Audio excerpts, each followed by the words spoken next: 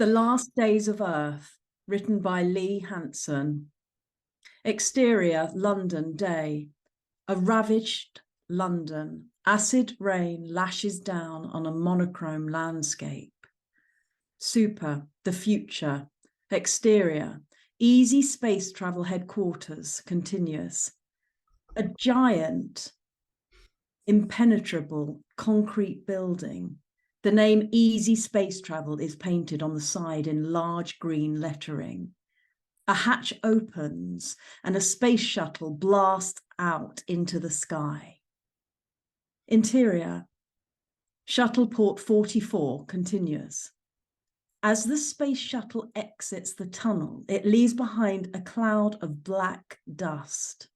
An alarm buzzes and green lights flash in the tunnel to indicate it is safe to enter.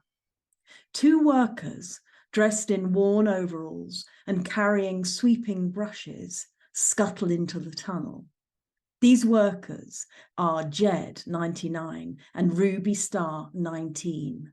Jed is a tall, stooping man with a tired face.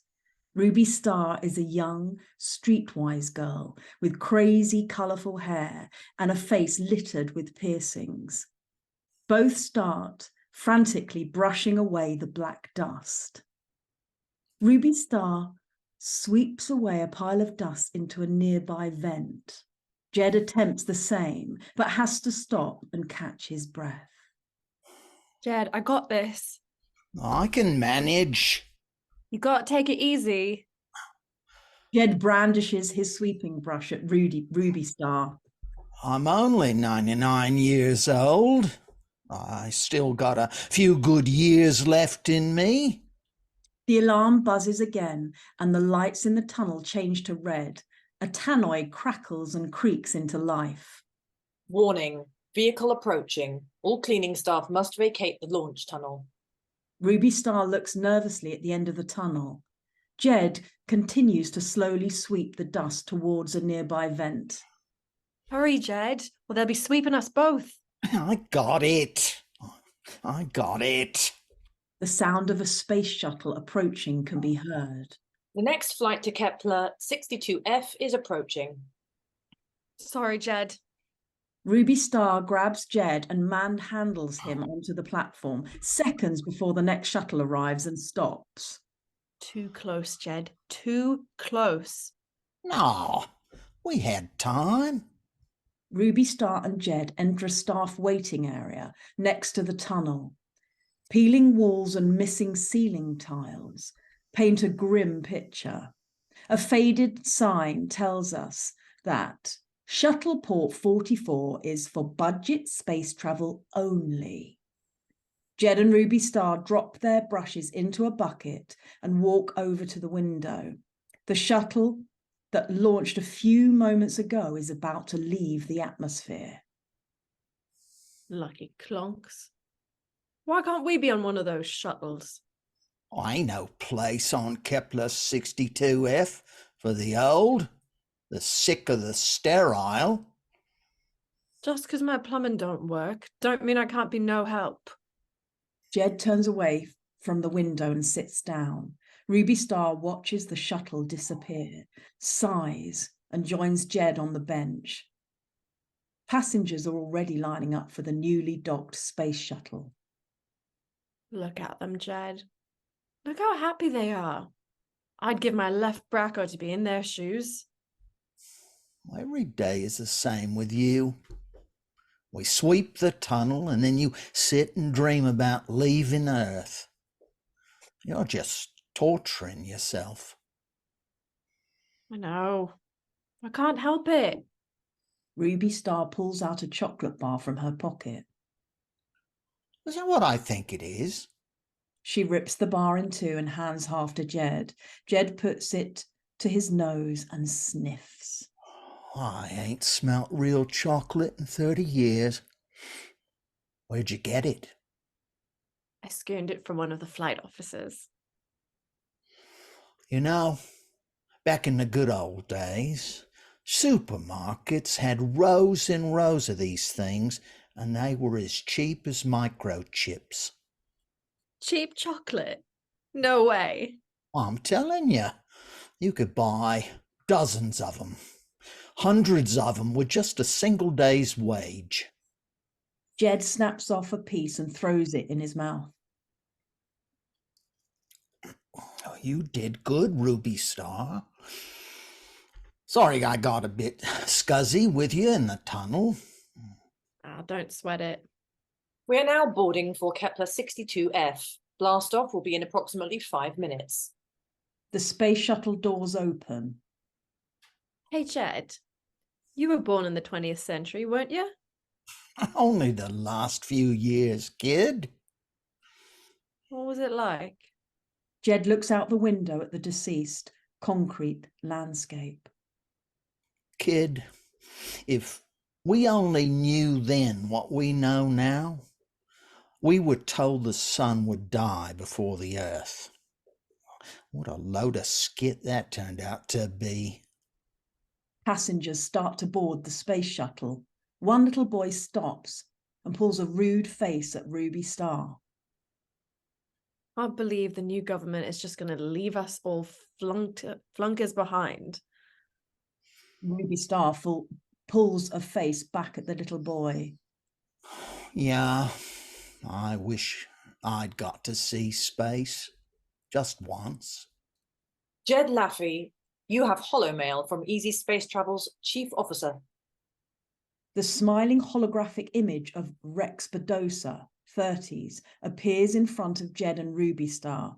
Rex-Badosa is dressed in a green military-style uniform. Oh, flunk. It's Rex-Badosa. Jed pushes his half of the chocolate bar into Rubi-Star's hands.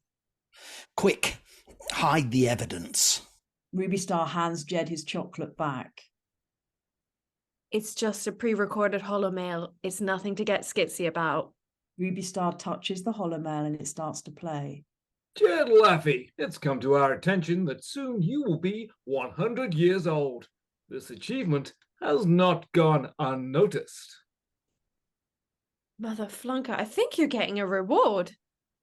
Well, maybe they'll put me on a shuttle after all. Unfortunately, the age box on our employee files only has space for 2 characters.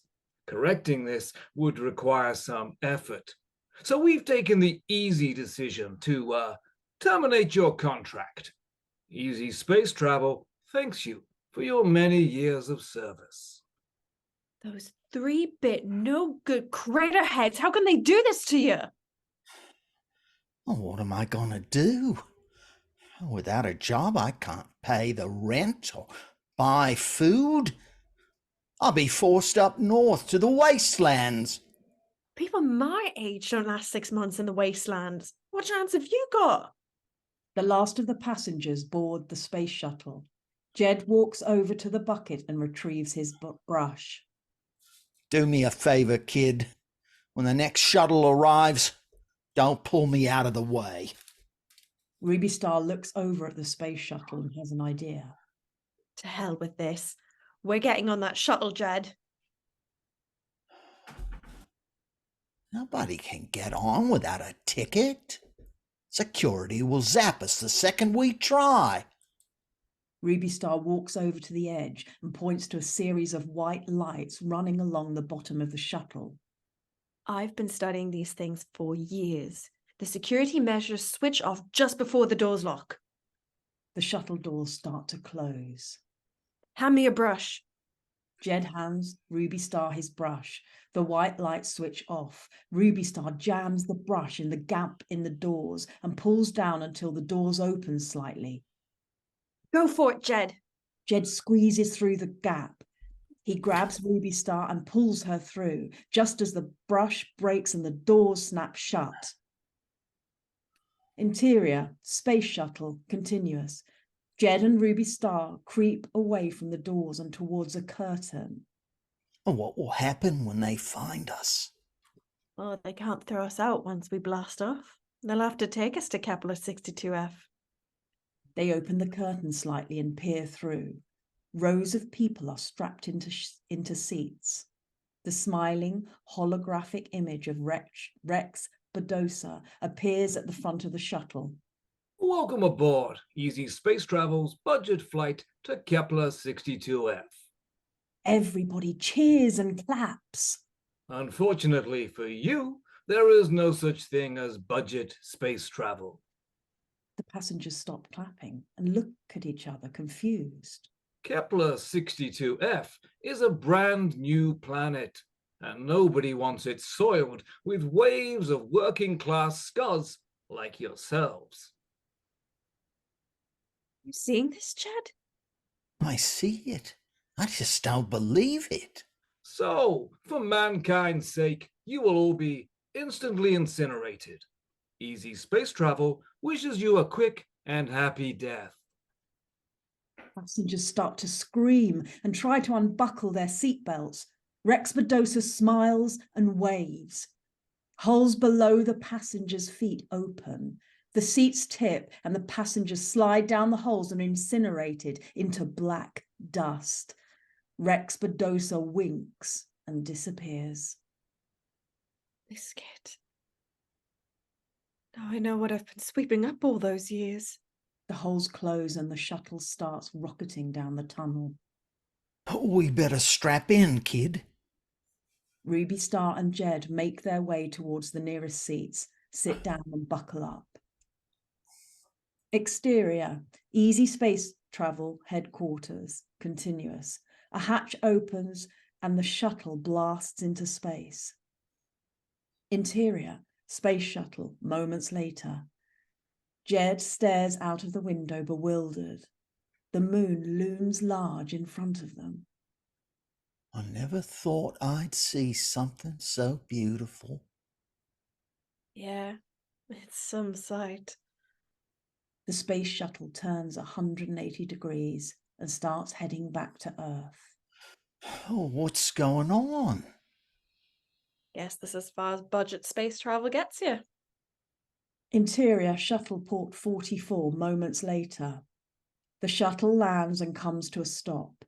Rubi-Star and Jed sneak off and move over to the staff waiting area. I'm sorry, Jed. Guess you ain't leaving the Earth after all. Hey, I got to see space. I'm the luckiest 99-year-old on the planet. A fresh new batch of passengers start lining up. All this time I've been dreaming of being one of them. What a total scuzzhead I've been.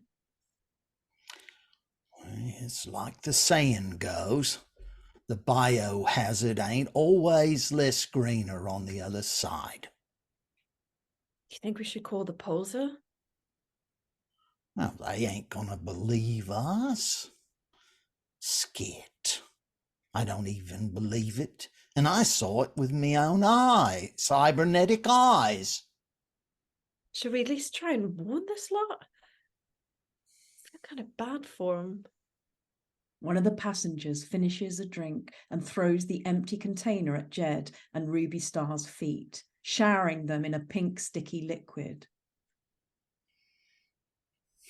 Ah, flunk 'em. I don't work here anymore. The end.